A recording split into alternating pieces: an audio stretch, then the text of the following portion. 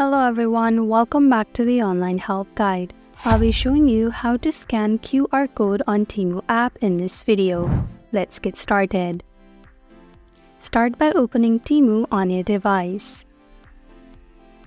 Make sure you are logged into your account.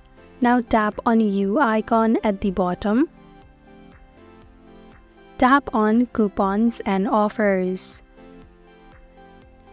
At the top, you can see three options: Unused, Used, and Expired. To scan a QR, go to Unused.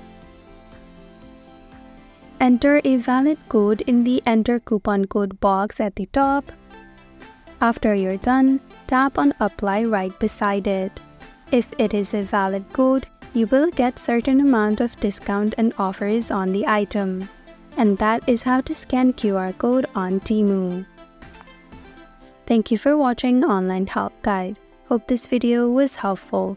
If it was, then hit the like button and comment down if you have any questions or feedback. Also, if you're new to our channel, subscribe and hit the bell icon so that you don't miss our upcoming videos.